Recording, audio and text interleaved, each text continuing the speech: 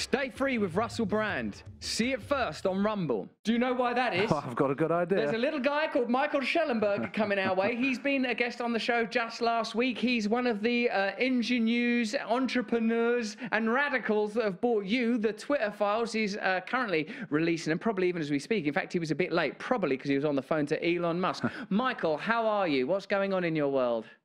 Good to be with you guys. Yeah, exciting day. First day at Davos. I'm in a great mood. It's a magical time, isn't it? It's like bloody Christmas.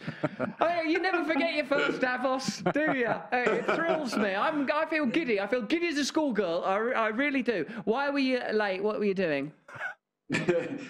Washing and combing my hair. It does look very nice. It does look. There's a bit of. I see. No time to shave, but no, fair enough. We'll let that pass. Now, Michael, when we spoke to you last week, which is obviously a seismic event in my life and the trajectory of my ongoing and ambiguous sexuality.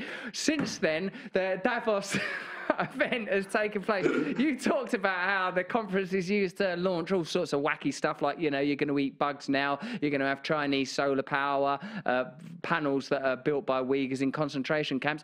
What can we anticipate this year? What are the elites working on this year to introduce into the mainstream and to indoctrinate us and prepare us for? How are we being prepped this year?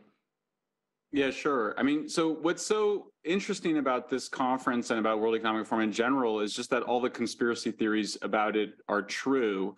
So when you first hear them, there's all these stories that go, well, these conspiracy theories about the Great Reset, that they want you to eat insects rather than meat, or that they want you to, own nothing, give up your privacy and be happy. Those are all conspiracy theories. Well, actually, no, they all came out of Davos and are on the World Economic Forum website.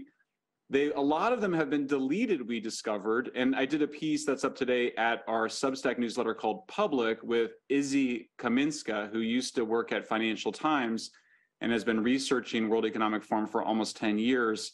And in fact, met with Klaus Schwab in his lair in Switzerland.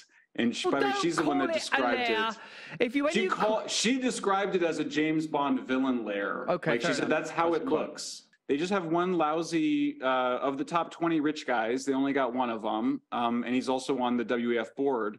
But I think that this is the beginning of the end. I think you might have killed the World Economic Forum, Russell, because you dragged them into the light, and sunlight is the best disinfectant. And I think World Economic Forum has suffered such a reputational hit over the last 2 years that it really is on a downward trajectory. Whilst I'd like to claim that victory simply for myself and wear laurels and march through Rome receiving the plaudits of the mob and the plebs, I would have to say that we are an organisation that are legion, that are many, that these victories belong to us all. And it is actually only through the power of the populari, through true populism, through an informed population, through true democracy, through collective action, through the democratisation of community, that these centralising globalist forces can ever be exposed. Now, you seem to be portraying Klaus Schwab rather childishly, in my view, Michael Shellenberger, as a James Bond-style villain, which is a trick so low that we'd never stoop to it. Oh, just my pussy blanco. Stay free with Russell Brand. See it first on Rumble.